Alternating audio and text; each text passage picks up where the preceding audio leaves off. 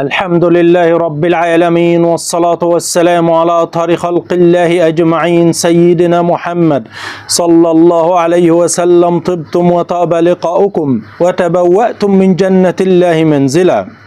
رؤية التبول على الأرض في المنام علامة على خسارة الأموال بطريقة كبيرة جدا في الحياة، والله أعلى وأعلم.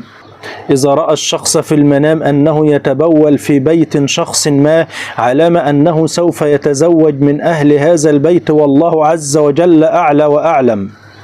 إذا رأى الشخص أنه يتبول في مكان مجهول في المنام، علامة أنه سوف يتعرض للسرقة أو سوف تسرق أمواله منه أو تضيع أمواله منه، والله سبحانه وتعالى أعلى وأعلم.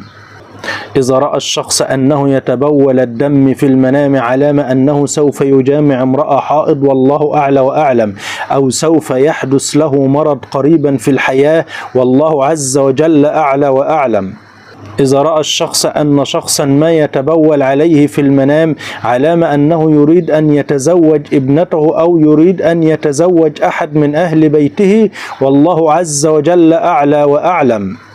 إذا رأت البنت العزباء أنها تتبول، علامة على خروجها من أزمة، وسوف هتستريح الأيام القادمة من هذه الأزمة، والله عز وجل أعلى وأعلم.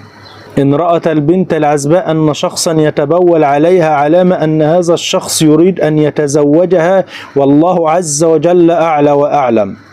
إذا رأت المرأة المتزوجة أنها تتبول في المنام، علامة على نهاية المشاكل في الحياة، وعلامة على رغد المعيشة الأيام القادمة مع زوجها، والله عز وجل أعلى وأعلم. أما إذا رأى الرجل أنه يتبول في بيته في المنام، علامة على اتساع الرزق في هذا البيت الأيام القادمة، والله عز وجل أعلى وأعلم.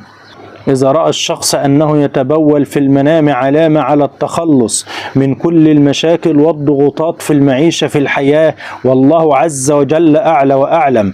ويدل أيضا على الخروج من كرب ومحنة وراحة بعد التعب، والله أعلى وأعلم.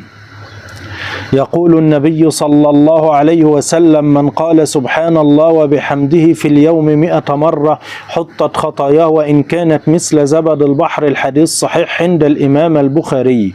وقال النبي صلى الله عليه وسلم: من قال 3 مرات صباحا بسم الله الذي لا يضر مع اسمه شيء في الأرض ولا في السماء وهو السميع العليم، لم تصبه فجأة بلاء حتى يمسي. ومن قالها حين يمسي 3 مرات لم تصبه فجأة بلاء حتى يصبح.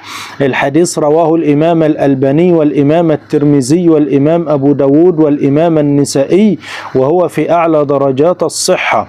وقال النبي